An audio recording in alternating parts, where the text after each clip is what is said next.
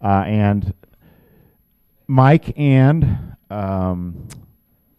Neil put together some of the language that we're going to use. So this is open to you guys to tell us if you think it needs to be something different, if it's something we didn't agree on. We're just going to go through these pretty quick to see what we agreed upon, didn't agree upon yesterday. Matt? Yes. Sorry, 2 quick disclaimers. Okay. Over here. I spoke to Toby. He said if we let somebody unreg after the tournament has started, they are not allowed to re-reg. So just to clarify that for a number of people. And the second thing, the views of Justin Hammer on Genesis Gaming are his own and not the TDA's. The Genesis has been very good to the TDA over the years, so I want to make that very clear that the views of Justin Hammer are Justin Hammer's views. Yeah. Definitely my view. Yeah. Yeah. All right, so here we go. Not nice. All right. Here we go. Okay, so number 2, player responsibilities. The language that was added is in red. Is that correct, Mike? It was changed or added? The red. The edits. These are edits. Okay. So players should verify registration and data, verify they're dealt the correct number of cards before significant action occurs, protect their hands, make their intentions clear, follow the action, act in turn with proper terminology and gestures. Defend their right to act, keep cards visible and chips correctly stacked, remain at the table with a live hand, table all cards properly when competing at Showdown. Speak up if they see a mistake, call for a clock when warranted, transfer tables promptly, follow one player to a hand, know and comply with the rules, practice proper etiquette, inform the house if they experience or observe discriminatory or offensive behavior, and generally contribute to an orderly event. Everybody okay with that? I'm just verifying that the board and the voting is in agreement that if they are dealt the incorrect number of cards, if they're dealt less than the number of cards, they're incorrect. If they're dealt 1 in Holden, 3 in Omaha, if it's noticed right away before significant action, then it's going to be a misdeal. If there's been significant action, their hand is dead. That's what we voted on, right? That's in the misdeals Okay. slide. They'll be coming up, Paul. So we're killing their hand. Their hand's dead. Okay, I'll get back to that. All right. Electronic devices and communication. We've added that violations of this paragraph are subject to penalties set forth in Rule 71. That wasn't in there before? This is just to emphasize the importance of the use of cell phones at the table and also the betting apps and charts. Put a little more teeth behind it, that this is a penalizable action because, as most people pointed out yesterday, it's probably going to be an increasing trend.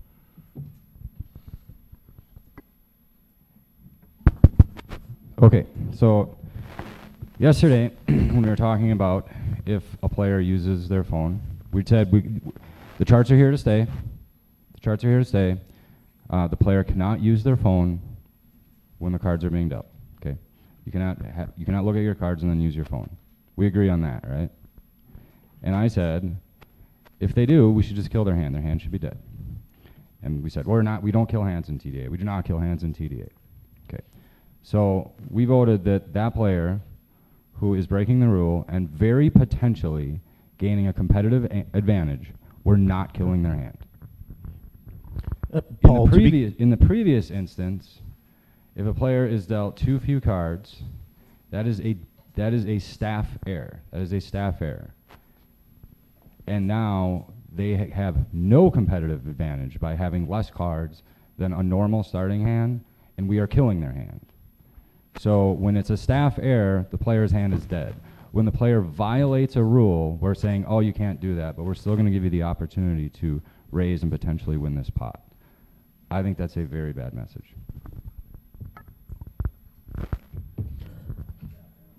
I was going to say previously we moved away, I want to say this was 17 or 15. We went through the entirety of the rules and we changed will to may in almost every scenario because we didn't, there will always be slight gaming regulation issues, all these different things that may impact, and we didn't want people reading it and going, no, in this circumstance, I have to kill this hand every time. And so like will was changed to may, and I think we removed virtually all references to if X, hand dead, or as many as we could, because we wanted to leave that to TD discretion. I don't think anybody's saying you can't say the house rule is like, look, if you're on your phone, when you look at your cards, your hand is dead.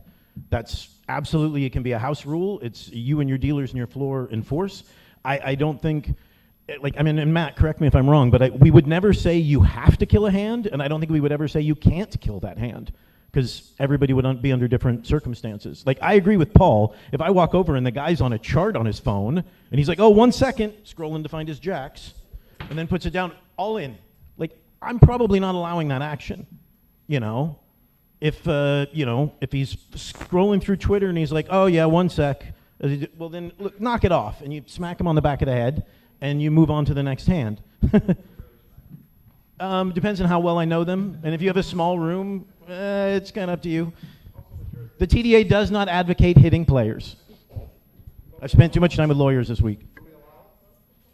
So, Paul, question. It's rules. Do you feel under the language of 5 there, where it says other devices, tools, photography, videography, et cetera, are subject to house and gaming regulations, that would give enough endorsement for killing a hand if that's what your house policy was under that?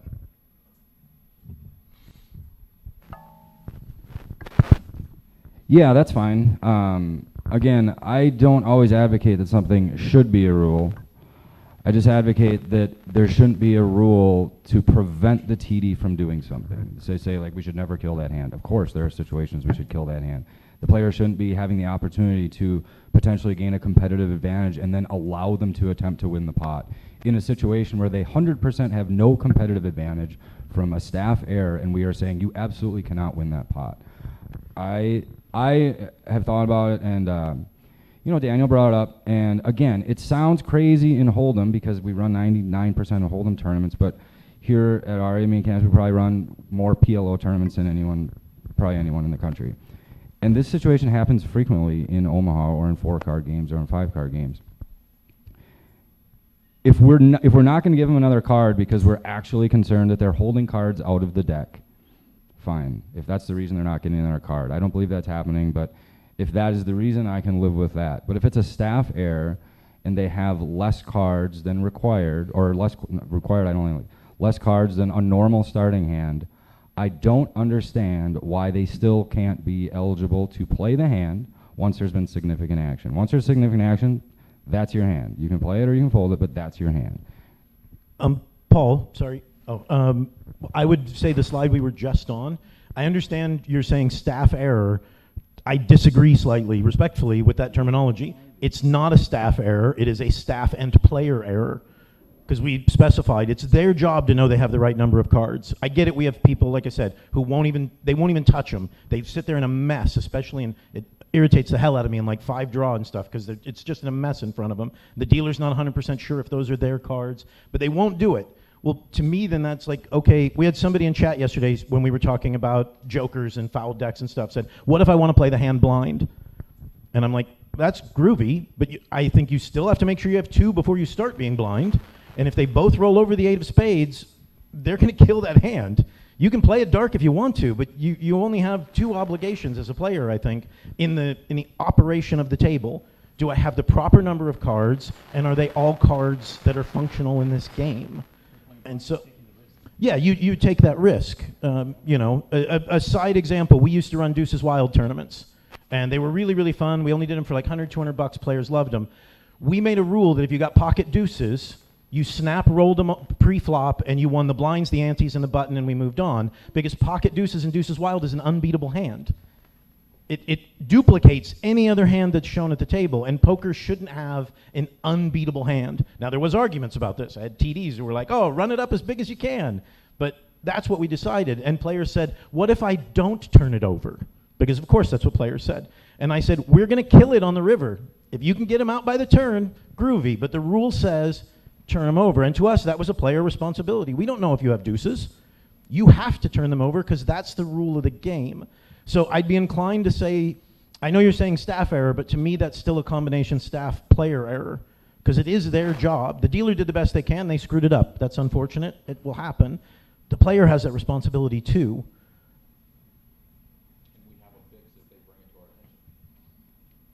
I mean, like, I understand what you're saying, but I also think for the one Mike highlighted, or Matt, the devices, tools, photography, it was 2 or 4 years ago when the video blogging was starting to be a thing, and people wanted to bring their cameras into the house and do their vlogs from your cash tables and stuff, and it was, some states it's illegal, some states it's legal, all of that stuff. So that kind of grew out of there. But to your killing the hand, that was Mike's emphasis by saying we can go to 71 for any of this stuff. And that gives you the ability to do, what the heck does it say? Yeah, all the verbal warnings, missed hand penalties, missed round penalties, DQs, etc. But 71, Neil, in full disclosure, 71 does not include killed hand as an option. So I'm thinking to cover the killed, I mean, it doesn't specify it, but we could put it in 5 in a subtle way. But where it says other devices, it could just say the use of devices, blah, blah, blah, blah, blah, are subject to house regulations. And then that would just be up to the house. But the TDA would not be, it's in there anyway, so it's available there in 5. Kill the hand should be in 71. Sorry, I didn't realize it didn't actually say that, but you are correct, it doesn't say that. Yeah, it jumps from missed round, from verbal one or more missed hand, missed round to DQ. So we absolutely need to add kill the hand in 71.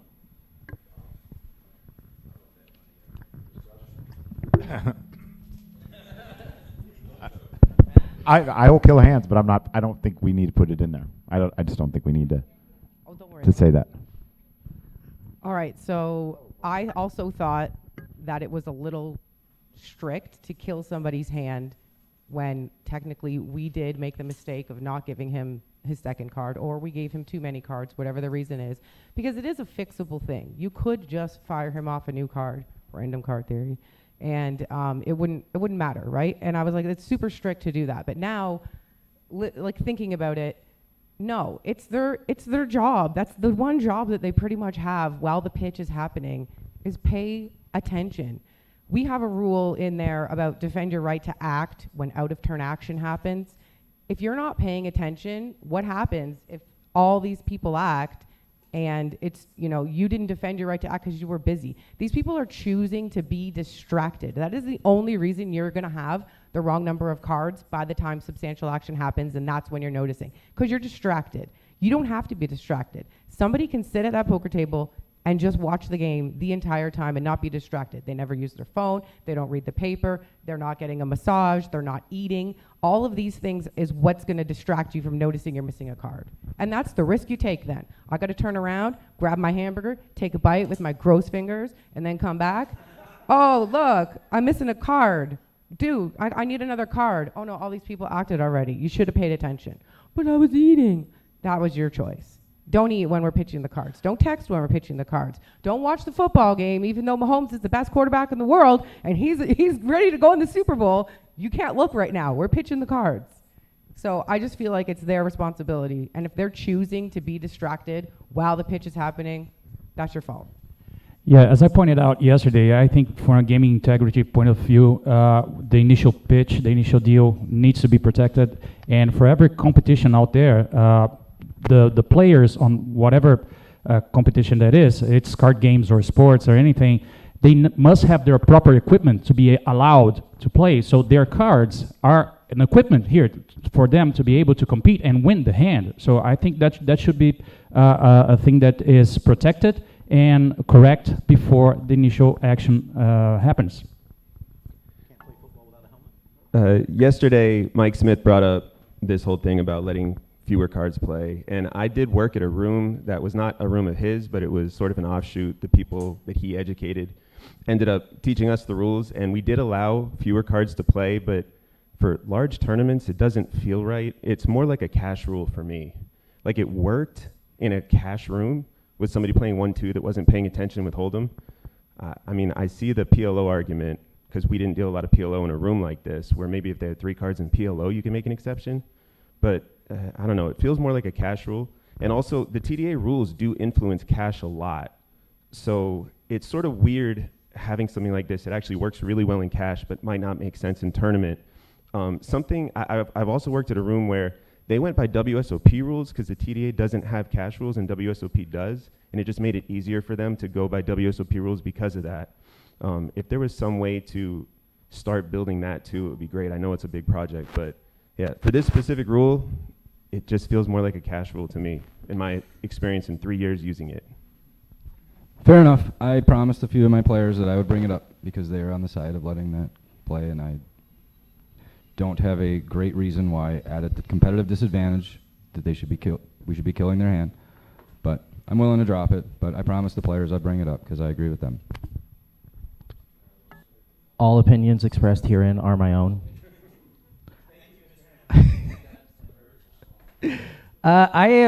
When we're doing rules at this summit, I always remind myself that what we're doing is like when we write these rules, if we gave it to somebody who had never experienced poker at all, they would read it, and if they followed all those rules to a T, they would be close. They would be right a majority of the time. And then the parts where we deviate from that come from experience, because obviously the less experience you have, the more likely you are to do that. So when it comes to things like, should we kill their hand in spots like this, I imagine giving it to a stone cold rookie and they read it, and then they're going to err on the side of killing hands in spots where they shouldn't. And I would much rather somebody let a hand play that shouldn't, i.e. they looked at a chart.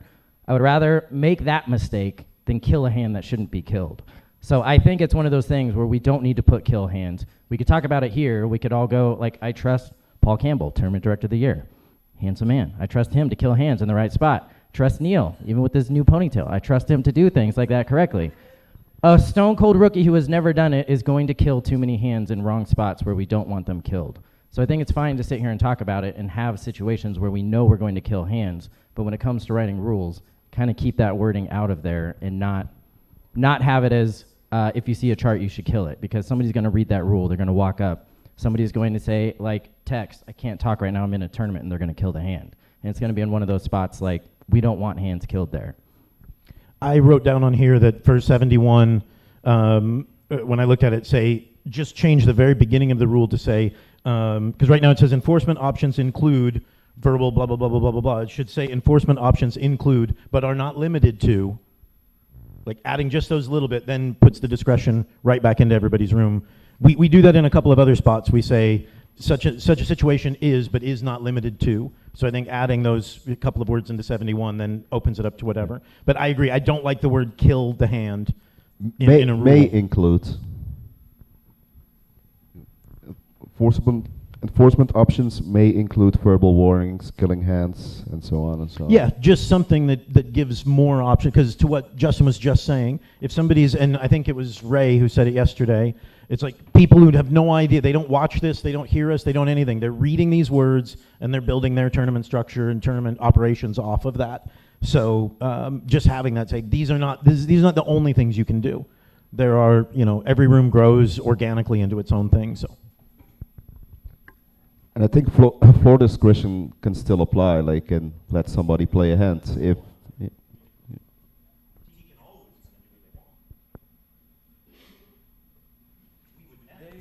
can, but when there's literally a rule saying you can't, and saying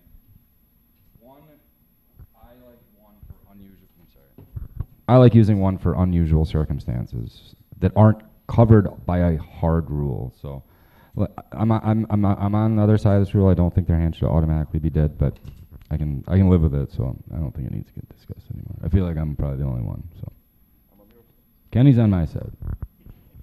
Players are on that side. We're on the other side. The operators are on the other side. Players are on the side that their hand should not automatically be. They're gaining no competitive advantage, none. There's no incentive for them to withhold a card because we're not replacing the card. They're at a competitive disadvantage. So I think automatically killing their hand is very penalizing. But Paul, again, you were talking about your experience here at ARIA with the best possible surveillance equipment in the world. We do tournaments in places where we don't have this kind of thing. We need to protect integrity for the game. So we need to be sure that the initial pitch, the initial deal is correct, and the players are receiving the correct number of cards, and they to be allowed to compete for the pot. And in many, many places, where we have poker is really, really new, really beginning to have the first tournaments. You still have poker rooms where cheating, player-dealer collusion is a thing in South America. That happens in a few places. So those kinds of rules, they protect at least the initial deal, because then the procedure is verifiable. If something happens, you can go back to footage or to players' experiences to see what happened, and the procedure is verifiable. I think from a gaming integrity point of view, the initial pitch and the number of cards the player receives is very, very important. If a player in Omaha 5 gets only 4 cards and he doesn't see it before action, I'm sorry, but you don't have the correct... but they don't get to compete in that competition, that particular hand, in my point of view. So, to be honest with you, when I came in my room, I killed a hand, and after hearing Paul, I'm actually on the other side now, to be honest with you, and it's just one of those rules that was like, you were kind of taught that if you have an improper amount of cards, the hand is going to be dead. We all agree, if you have extra cards, obviously it's a dead hand. But why can't it just be, you have a disadvantage, you have less cards than you're supposed to have, and then after the hand is over, you teach your dealers to not deal another hand with that deck, hand it to the floor, count down the stub. If there's 52 cards there, why can't he just play that hand? Like, there's no advantage if we swap to the other deck. It's also not that Paul will go, or any card room manager will go to the cameras to see if the initial pitch was correct and then make a decision. You make the decision just on the spot with what you think is the best. And if players don't gain an advantage, no penalty should be given. It's like the same situation which I often see, like a player prematurely turns over his hand. He's at a huge disadvantage because the other players know his cards, and then after the hand, the floor gives that player an extra penalty. I sometimes don't understand why you would receive an extra penalty because you played a hand with a huge disadvantage. Yes, you made the mistakes, but you're already getting penalized in a hand by playing a hand basically face up. So I'm going to agree, I think it was with Jan, about player responsibility. And an analogous situation is if I'm sitting in the 1 seat, and I know as a player when I'm sitting in the 1 seat or the 9 seat, I'm watching the cards as they're dealt, and as soon as that second card is dealt to me, I put my cap on it. And if the dealer swipes those cards, that's my fault, not his. And because he thinks I folded. It's the same sort of responsibility here. It's the player's responsibility to, if I'm sitting there, I watch both cards being dealt. As soon as the second card is dealt, I put or fourth card, if it's Omaha, I put my cap on it, and I know how many cards I have. And if I don't, there's action and I'm penalized, well, next time I'll cap my card more carefully. I don't think it's a great disadvantage to the player. I don't think it's going to happen to the same player more than once in a tournament, or even in a week. So I just see it as being a cleaner solution. I would say 2 things. Well, first off, I do agree with you, Paul, in the fact that playing 3 cards is a disadvantage. But if I was in Omaha and I look down at ace deuce 3 or ace ace king, Omaha 8, I don't play Omaha high. That's just weird. But if I look down at ace ace king or ace deuce 3, I would really you're probably weighted in orbit and a half or 2 or 3 orbits to look down at ace deuce 3. And I would kind of want to do that. But the 2 things I would caveat it with is, number 1, I would imagine there's a number of gaming commissions where that's illegal. There's probably written into the rules that Omaha's a 4-card game and you must have 4 cards to play the hand. So I would almost want to, I hate to ask Mike to look something up, but it's I would almost want to know if 27 of the 50 states say that's illegal, then it probably shouldn't be in our rules as something that could go through. The other thing is the players you and I talk to most times are usually higher buy-in players.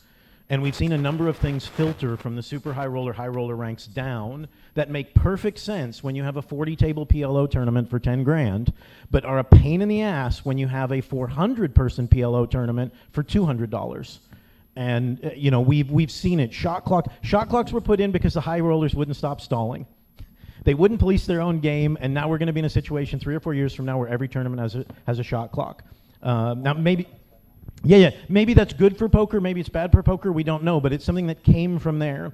And we've all run brick and mortar casinos where the 5100 game got special rules, and within a month the 2550 game had those rules, and then the 1025 game had those rules, and it all rolled downhill because we kind of gave to the top. I'm not saying that's this scenario, but most of the people who can reach me are the people who are at higher stakes who I've been dealing with for 10 years.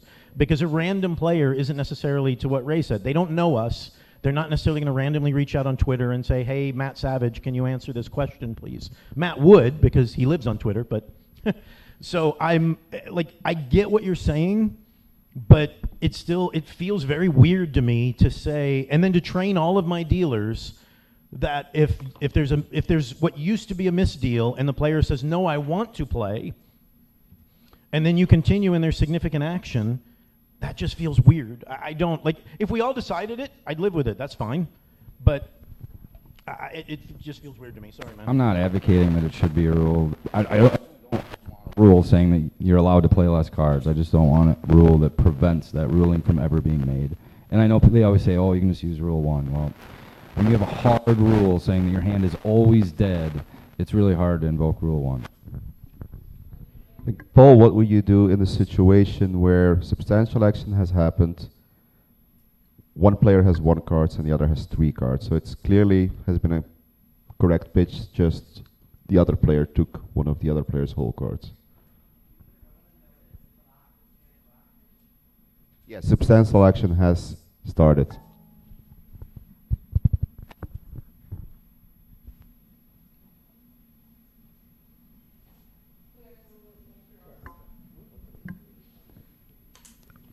I would probably kill the player's hand with 3 cards for sure, and the player with 1 card, let them play if they choose to. I mean, that would be, those are creative rulings that you don't need a rule for.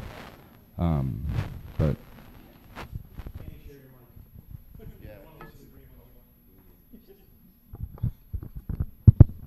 in that exact situation described, I'd kill the player's hand with 3 cards and potentially let the player with 1 card play their hand.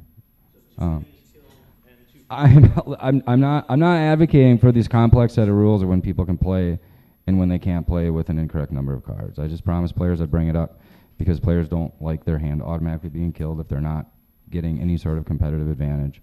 And I just don't want a rule that prevents that ruling from ever being made. I think Paul is correct. It's the ruling that my players in my region would look to be made in that situation. And they want the option. I understand that's not for everybody, but there's no reason not to have a rule that can be applied at certain points. And again, I think when we talk about, well, it's a player's responsibility, we kill the hand. It's a player's responsibility to not be on your phone, and we don't kill the hand. So I don't understand being tough about something that they did not physically do to have less cards than they should have, but they do physically choose to pick up their phone while a hand is going on. And to say that one's definitely we kill the hand and the other is, oh, we would never, is it's a bit inconsistent. Yeah, that was exactly my point when I said that I think the intent of those rules contradict each other, where we literally say what the rule is and a player is intentionally violating that rule. That to me is to potentially gain a competitive advantage. That is literally the definition of cheating. If you are intentionally violating a rule to gain competitive advantage, you're cheating. If a player has cards and looking at their phone, there is a reasonable assumption that they are cheating. And yesterday we said, we're not going to kill their hand. I am definitely killing their hand. Then we have a situation where the player is gaining no competitive advantage. They're not withholding a card. There's no advantage to withholding a card because we're not giving them another one. They just have to play that card. Again, I'm not saying that's a rule. I'm just saying automatically killing a player's hand when they don't have a competitive advantage and then giving them leeway when they potentially do and say, well, it's not player friendly to kill their hand is not a good stance.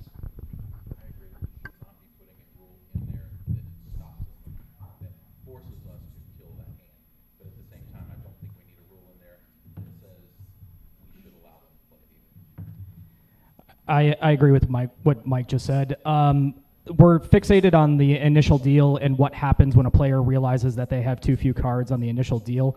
I think this is a more common thing as well in draw games on, when a player has too few cards after the draw. I don't think we should be so hard and fast about too few cards automatically equates to killing the hand. I guess if it's a preference of including killing a hand or having verbiage saying that you may be able to kill a hand or just not referencing it, excuse me, not referencing it at all, giving the decision to the tournament director, I guess I would prefer that personally. So I first of all, like earlier, DC made a fantastic point about outside of North America, in many places, like poker is in early stages, and where they don't have all the equipments that they are available in North America, and so on. So which is why we have to be careful about the wordings in the rules, because that's what they have to go by. But however, I would like to point out that, for example, like subject to house and gaming regulations, these are incredibly redundant, because absolutely 0 person in this room will put TDA rules above gaming regulations and risk losing their license, pay a fine, go to jail. None of us would do that. No one is putting TDA rules above that. So that is incredibly redundant. On the other hand, like we cover situations where, in North America, like I've been at the Bally's BSOP, Bally Series of Poker, okay, and I play like a tournament with thousands of players.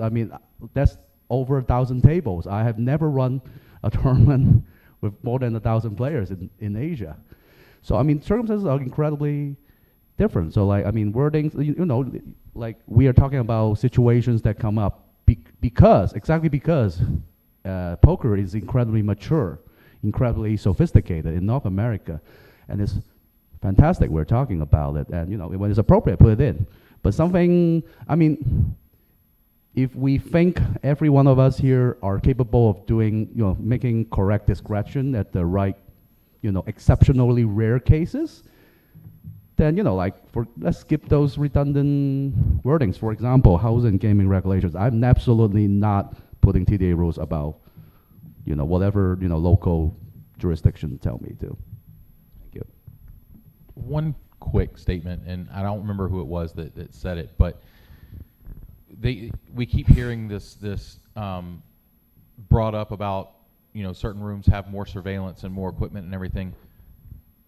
For this ruling, is anyone going to surveillance to find out how many cards are there? So I don't think the surveillance argument should even be considered. If we're in a $250,000 entry fee high roller tournament at the final table, we're not. We're still not. It might be quicker to go to surveillance than to No. I have to disagree with you there.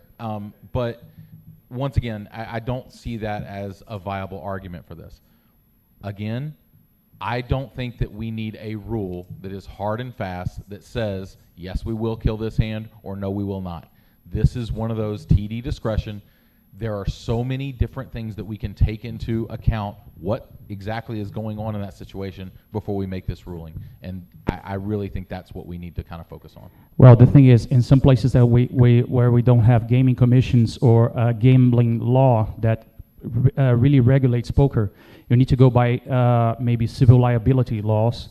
So when a problem happens, for example, at a final table where a player was supposed to get a ton of money, and then an incorrect number of cards may appear, and the player wins the hand, you might be subject to a civil suit, a civil lawsuit. So that's what we are. One of the aspects that it might be worrisome from my point of view, as an integrity point of view, and you might have players on Twitter asking, well, why did it have it the incorrect number of cards? Was he cheating? Then you need to go back in surveillance and see what happened. Just like when you get a jackpot at a casino table, they will go and check if that hand was dealt correctly. Sometimes you need to check. Sometimes players will ask if something wrong happened, and you need to check.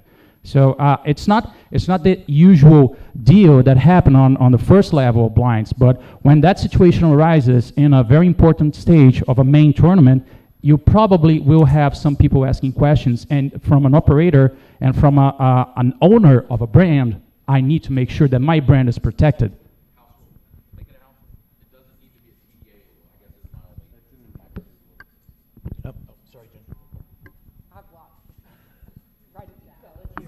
Okay, so I do have a video. Actually, I don't know how we're gonna get it up there, but it's a slideshow.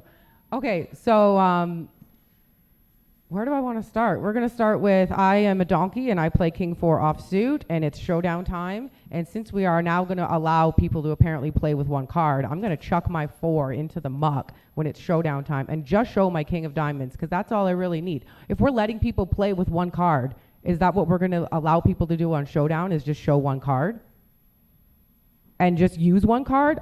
Or what if... That was my point. What if the whole hand plays out and it's now time for Showdown, and this is when we find out this guy has one card? Is that any different than finding out during pre-flop action? Where's your other card, dude? Oh, I don't know. I only had one. Well, did he only have one this whole time? Did he chuck it in the muck? Did he do something with it? Are we going to allow people to now have Showdown with one card? Because we do have a rule saying you have to have 2 in Hold'em and 4 in Omaha, all shown. Also, what else we got here? You have 2 players pre-flop sitting side by side. He's got 3, I've got 1. We both made the same mistake. We both didn't pay attention. We both have the incorrect amount of cards. But you want to let him play, and the guy with 1 you want to let play, and the guy with 3 you want to kill. How is that fair when we both made the exact same mistake? We were both at fault for not paying attention, yet we were both also not at fault because the dealer can't pitch. So, I mean, I don't understand why we would ever consider letting one of us play and the other one not play. One more quick point. Kenny's thing about a player getting penalized for exposing his cards. He absolutely should get penalized. I don't know if you understand, if it's a 3-way hand and you're showing your cards and I have the nuts, you could possibly be costing me money from that opponent. He is now scared of your cards, and he's not going to put any more money into the pot. Where if he didn't see your cards and I have the nuts, he might start calling more bets on the turn in the river. But now you've scared him off, and you've cost me money. So damn right you're getting a penalty. And I think that's it. We're starting strong this morning, ladies and gentlemen. One quick thing to bring it all the way back kind of into the rules. Mike, I've been like Googling and control F'ing through the rules as much as I can. The words few, because that was easier than Googling cards in the rules. The words few are only in Rule 37, which is button with 2 few cards. Correct, Mike? Like, I've looked through. And that is a player on the button dealt 2 few cards should announce it immediately. Missing button cards may be replaced even after substantial action if permitted for the game type. However, if the button acts on a hand with 2 few cards by check or bet, the button's hand is dead. So that's the only bit in there. So for what Paul is saying, like at the moment, we don't have a rule saying we're killing with 1, we're killing with 3, we're killing whatever. There's no guidance from the TDA on that. So I guess the question is, for Paul's thing, if we deleted the last sentence here, the people who agree with Paul can rule however they want to, and it's in their house rules. The question is, from Ray and some others people, at the risk of being redundant, Ray, sorry, for people who are new to poker or are opening the rooms and stuff, should the TDA put guidance in for what to do if somebody's got 3 in Omaha or 1 in, or is it this one of those things where it's like, we obviously have a number of people who agree with Paul and Kenny. Like, well, actually, very quickly, how many people agree with Paul and Kenny you can play 3 cards in Omaha?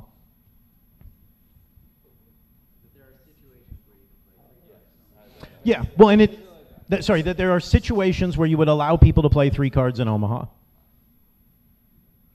And there are situations, to even go slightly more down the thing, there are situations where you would allow players with less than 5 cards in draw to continue the hand, and you'd fix it on a draw, etc. Yeah, see, I don't know that we get a consensus to create a rule. How many, just so we see the hands, how many people go the other way? Yeah, see, that, I'm very nervous about writing anything into the rules with that disbursement of hands. If we deleted the line from the button rule from Rule 37, then I think we could just all move on and do the house rules, because I'm not sure we'll get to an agreement on this. Matt, what do you think? Yeah, I agree. I think that putting anything like that in there opens it up for other issues for sure. Neil, what line about the button are you talking about? On Rule 37, Mike? Yes. The last line says, however, if the button acts on a hand with 2 few cards by check or bet, the button's hand is dead. We would delete that line from 37. So there's nothing in there saying that a hand will be killed with too few or too many or what have you. And that way the house rule for everyone prevails. What says missing button cards may be replaced even after substantial action I'm if okay with permitted for the leaving it game as type. it is, actually. Jen, just to quickly Yeah. come back on you to river situations where you say all of a sudden a player has one card. We did agree yesterday that a player should speak up before he makes his first action anyway, if he has an incorrect number of cards. So if you only find it out by the river, then that player's hand would be dead because he didn't speak up. Yeah. It's the same as the guy who sees two queens of spades in his hand and thinks, I saw this happen in a live room I was at. He thought it was hilarious, and because he was positive it was going to be a misdeal. And so he had two queens of spades, and he rammed that pot up to $700 and rolled him over laughing and giggling, and then looked at the floor in horror when his hand got killed. Because he played it. Like if he had shown it at the beginning, they'd have obviously misdeal it, got a new deck. But so the player does have that responsibility. And he never came back. But the house was like, what do you want us to do? It's like, I think it was a Washington State gaming reg as well. It's like, this is on you, buddy. You did this. So, man, I'm sorry to kind of sidetrack this. I know we didn't want to spend a lot of time on this. Right. But I think there were enough hands raised that basically, I think a lot of the experienced tournament directors, especially when they run events with more than two cards, don't want to be hamstrung in a situation where that hand is always dead. And there are situations, and I think a lot of people raise their hand in that situation, that under certain circumstances, you can allow, if your gaming jurisdiction allows it, there are situations where you can allow a hand to play that has the incorrect number of cards for the game. So I don't think a rule should be put in, a hard rule, to absolutely prevent that from happening. Neil, just to make sure that we got this right, for 37, instead of deleting that last sentence, the intent of that last sentence is if a player has acted on a hand with too few cards, they can't get more. It's not really about killing it as much as it is them not receiving another one after they've acted, right? Well, it says the button's hand is dead. That's what it says, but the thing that we're trying to do is not let them get another card that much later, right? Because it's the button. They're getting the top card off the deck. Well, I'm just making sure we don't remove that part too, because that gets eliminated also. Now it opens it up where they could get another card still.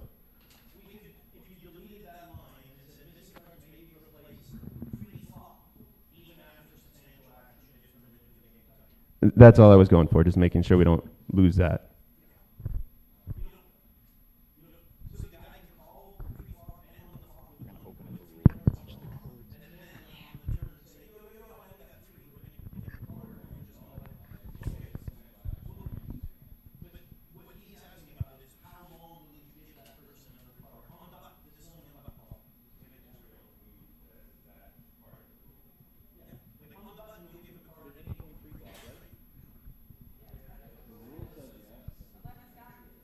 Up to the point once he acted.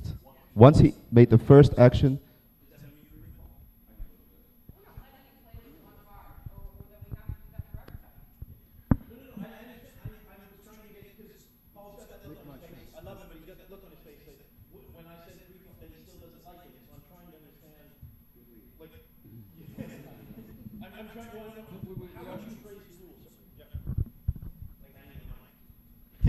I'm just trying to understand. So if looking at 37, then how would you suggest, because we do need to have a rule that says or maybe we don't, but we do need to have a rule that says what we're doing with the button in that scenario, right? Because the button is the only person who can actually get a fourth card or get a second card.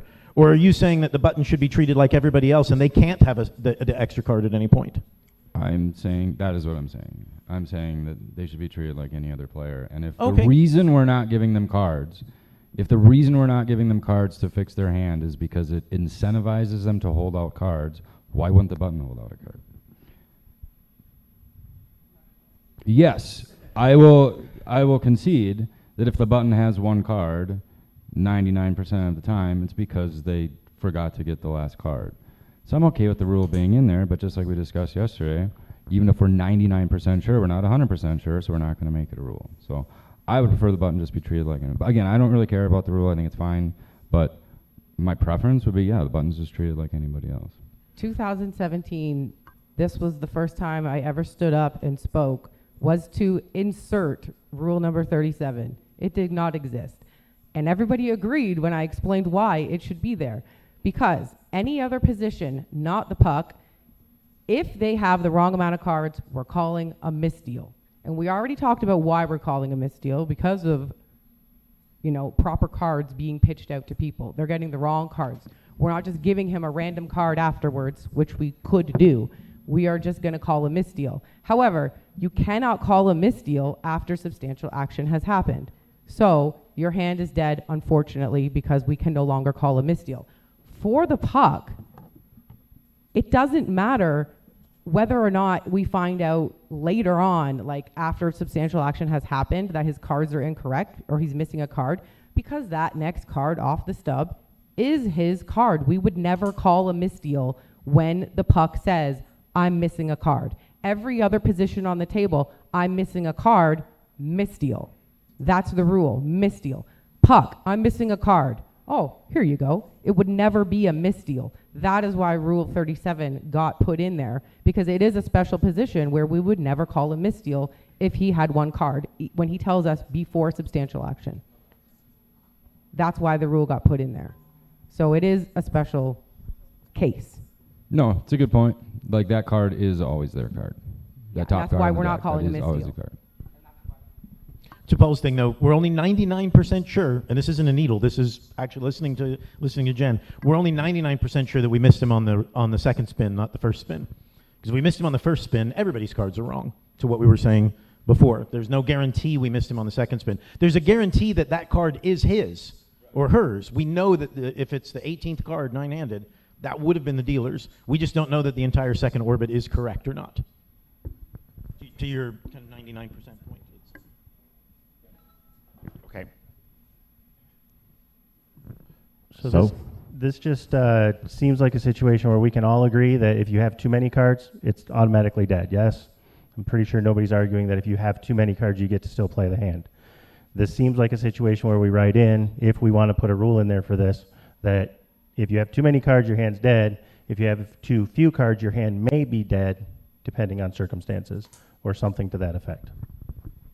Another spin on it is that, as I listen to the discussion, the situations where you would allow a player to play with too few cards are, and what are your thoughts here, are reasonably rare. And this would be up to your judgment to allow that player to continue. You feel that that player hasn't done anything to contribute to it, even though they haven't validated on the initial deal. But you agree, in the interest and fairness of the game, I'm going to let you continue, then that's a Rule 1 decision. Yeah. It is Rule 1. I was just going to say it's definitely a Rule 1 decision. I don't think... It would definitely apply for...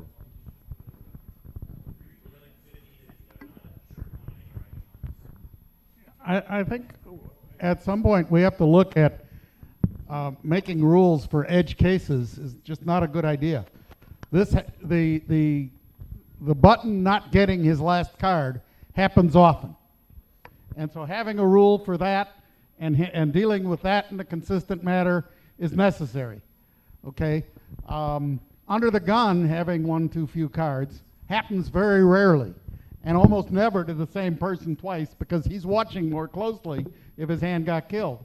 So spending the amount of time we've spent on this situation that you know, in this entire World Series of Poker, that might come up and waste as much time as we've just wasted.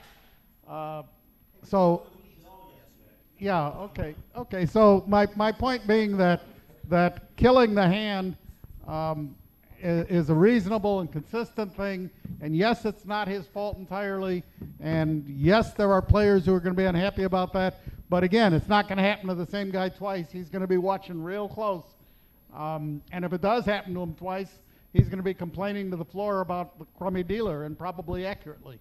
So to move to the next topic, the people who agree with Paul can do what they want. The people who disagree with Paul will continue to do what they want. We write no rule, and to Matt's point, we're just not going to change 37. I don't want to change anything. So I don't. But okay, does anybody feel like there absolutely has to be a change to this rule? Show your hands. All right, pretend it's 10 o'clock. Won't go to the next slide. All right, let's go to the next slide. All right.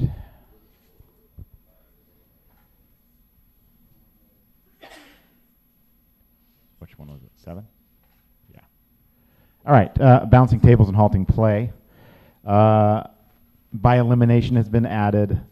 Once the blinds are impacted, that's a new one. So you guys all need to know that, spread that around. It is new. And should be more tightly balanced based on what Linda said. I agree with that as well. There is an illustration addendum that says no limit. 9-handed table A has 5. Table B has the most players with 8. If the 3-player disparity continues, play halts, and table A once the big blind hits an open seat. Everybody okay with that? The only thing was, were we adding in an actual number of where it should be more tightly balanced?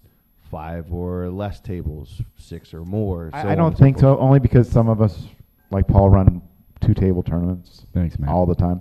So, well, that would be just logical. You're always going to keep them balanced within one. But on those 100-player fields, I think that should just be TD discretion. We have a predetermined method, but it's based on game. It's based on how many handed. So in a 9-handed event, we balance within 1-2 tables out of the money. In an 8-handed event, I'll do it 3 tables out of the money. In a limit event, I'll usually do it 4 tables out of the money because paying the big blind in a limit tournament represents a much bigger portion of your stack than in a big bet game. So we have predetermined methods, but it's based on the criteria of the game. So to say TDA says 6 tables, I think that is not one size fits all. But I just think that it's just a good idea to start more tightly balancing your tables as you approach the money, because now the blind represents a very large portion of your stack.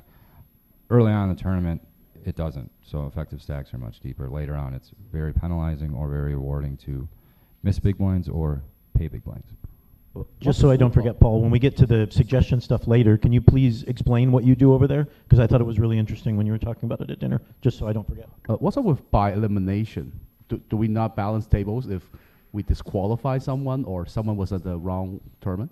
I would say a DQ is an elimination. That has to do with the very start of a tournament where one Yep. table is already filled up with 9 players and another table already has 6 players. It's only like when you progress in a tournament and more players get eliminated that you balance at least at that point, but not in level 1. Yeah, we wanted to avoid the players who were like, hey, we're 3 short, and the tournament's running for 10 minutes. They'll only be 3 short for a second. I think, Jen, you added that, right? Yeah. okay. All right, on the misdeals, we have the wrong number of cards is dealt to any player, except Rule 37. This is what we just talked about, correct? And not belonging to a deck is found. That's what we already talked about. You guys okay with that being added? Yes?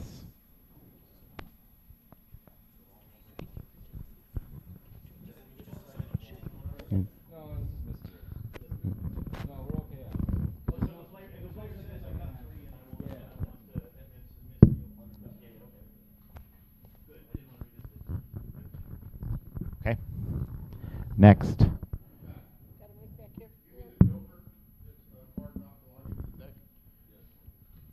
So if you find it could be a joker, it could be a card with a different back color. It could be a 5 in short deck.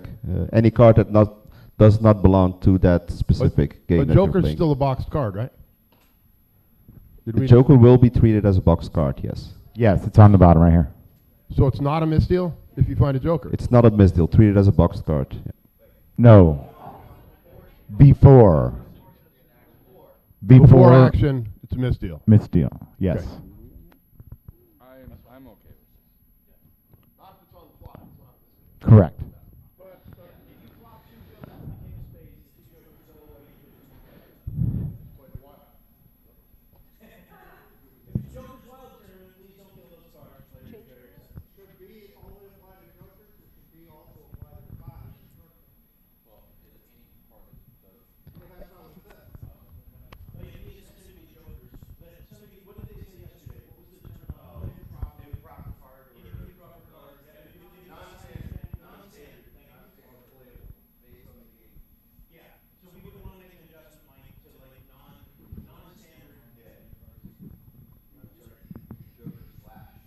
what they're talking about, Mike, is like in short deck when it's what 2s, 3s, 4s, and 5s are gone. If a 3 came, that card wouldn't count the same way a joker wouldn't count. So we would probably want to amend B there to say non-standard. If a non-standard card is found before significant action, it's a misdeal. Yeah, you can. Yeah, you could even put in brackets such as a joker or Mike. We'll talk about it after. We'll come up with the perfect language once everything's done. But yeah, just amend. We'll amend joker to non-standard because I think there's probably 70 other poker games that we can't think of at the moment that will have that issue. If not, I'm sure they're inventing 2 of them right now. Such as a joker. I'm okay with having the word joker in there. Yeah. Yes, such as a joker. Yes. I mean, a 4 in short deck is a joker. Right. Such as a joker. Correct.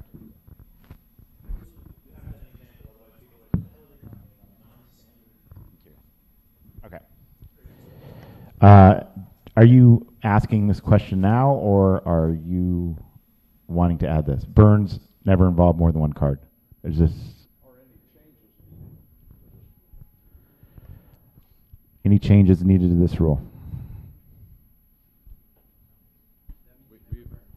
No, this was because I asked yesterday, is there any scenario where you would ever burn twice? We all agreed. You're We all never agreed burning no. twice. You're never burning Exactly. twice. Yeah. So Mike wasn't sure when we were talking last night if it should be written there for everybody to see that under no circumstance are you ever to burn twice, or if it's, and that's why the red was there, is like, well, no, to the points a few people have made is not everybody's here. Should it be in black and white, or I guess red?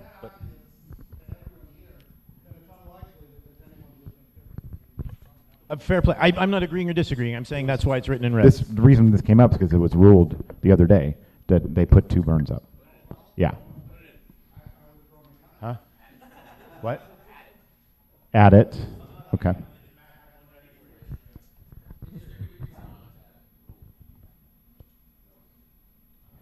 This language isn't clear to people that aren't as experienced, so burns never involve more than 1 card. I would adjust it a little bit. Yeah, I mean, that sounds like there should only be 1 burn card to me, if I'm reading that. Yes, you need something else with that, Mike.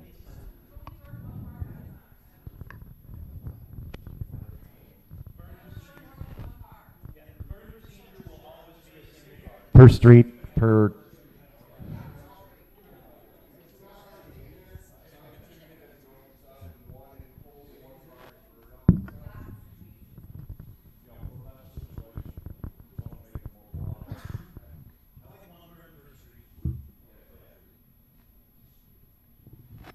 Okay, 1 burn per street. I think we're good. All right, it's 11 o'clock. We do have our second sponsor of this TDA Summit here to say a few words. I'd like to introduce the president and CEO of the World Poker Tour, Mr.